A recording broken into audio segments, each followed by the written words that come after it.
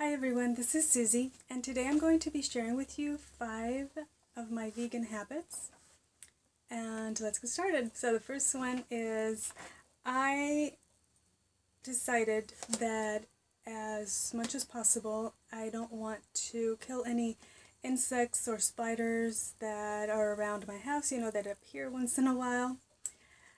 So I started having like this little container where I would trap them and then get them out.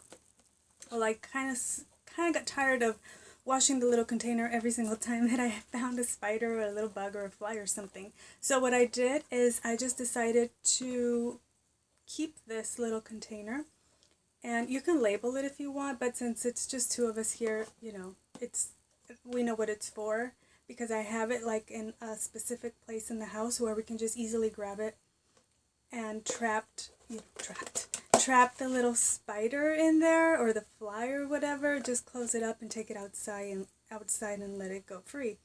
So if you are also in that habit, this might be a good tip for you. You probably already do it. I wasn't doing it, but now I do.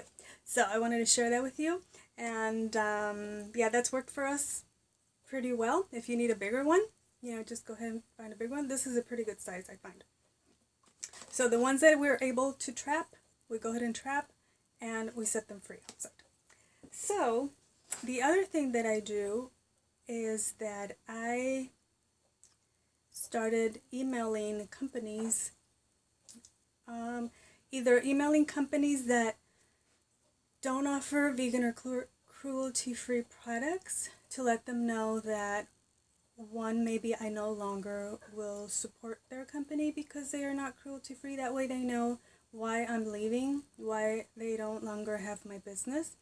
And because I feel that if many of us do the same thing, they care about the bottom line. They care about selling products. So maybe if we put enough pressure and they know, okay, these people are leaving and not buying our products because they're not vegan or cruelty-free, then maybe they'll start doing something about it. So I'll email companies about that, products that maybe I used to have, used to buy, now that I don't anymore. For that reason, letting them know.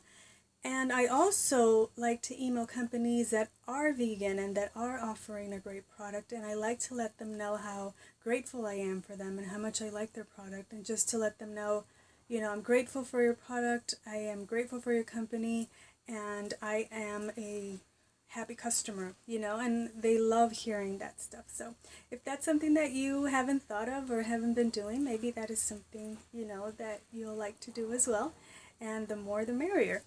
So the third thing that I do is when I find a vegan product that I like, because I'll forget next time I go to the store, I will forget. So I will take a picture of it. Like here, I have Mary's Gone Crackers, one of my new favorite vegan products. And I'll take a picture, and then what I do is I have a page on Pintrest. It's a private page. You can have it private or public. And I'll just go ahead and pin it, and I'll put there in my favorite products, Mary's Crackers or something like that. And that way when I go to the store and I'm like, what was that? Crackers that I really like that I forgot which one they were, I'll pull up my Pinterest on my phone and I look up the products and I know which ones I like. Until obviously later on, I know which ones they are. I don't have to see the pictures, but this is for all the new ones. Or like maybe it also helps. This has helped me a lot. Also, like if somebody wants, to know about a product that is vegan, and that way I have a picture of it so I can send it to them, and it's easier for them to know when they go to the store so that they can purchase it as well. Okay? And then the other thing that I do is I like to test products in advance. Before you, finish your mayonnaise, and then you go to the store and you're like, oh, I don't have any more mayonnaise. I'm just going to go ahead and buy regular mayonnaise because I don't know which vegan brand I'm going to like. You start before. Before you finish your mayonnaise, start trying some new vegan mayonnaise, and then see which one you like. So that way by the time you finish up your mayonnaise, your regular mayonnaise, you already know, okay, this is the brand that I like, So next time I go to the store, that is a brand that I am going to purchase. You know, before you finish your regular deodorant, try out new deodorants until you find one that you really like. So that way when you're done with your regular deodorant that is not cruelty free and that has aluminum and all of these chemicals and all these things that are harmful to you, before you're done with that one, try new vegan cruelty free ones until you find the one that you like. So that way when you're done with that one, you don't just go and buy another one because you haven't tried out any new ones. So that's what I do. That's what well, at least that's, you know, what I've been doing. And that's worked for me pretty good. So the other thing that the fifth thing that I recommend that you do is, I know that sometimes if you're transitioning from a regular diet to a vegan diet, some people are able to just go ahead and go directly from a regular American Standard diet or whatever diet you have, you know, it doesn't have to be American, and to a plant-based diet. And if you can do that, oh my goodness, that is awesome. However, I know that it can be a little bit overwhelming sometimes. So what I have done and that has worked for me is that when I was moving from the regular diet to a vegan and then eventually a plant-based diet, I'm not totally plant-based, but I'm trying to get there as much as I can. So what you can do is go vegan first. Go vegan first. So let's say, I'm going to give you an example. Let's say you eat regular mayonnaise that is from animal products. So the first thing that you're going to do, if it's too overwhelming for you to start making your own mayonnaise and have a plant-based mayonnaise and learn all these things and you've never done it before, go vegan first. Find, buy just mayo. Mayo, that is like the most amazing mayonnaise. They sell it at Whole Foods. It's called Just Mayo, I believe.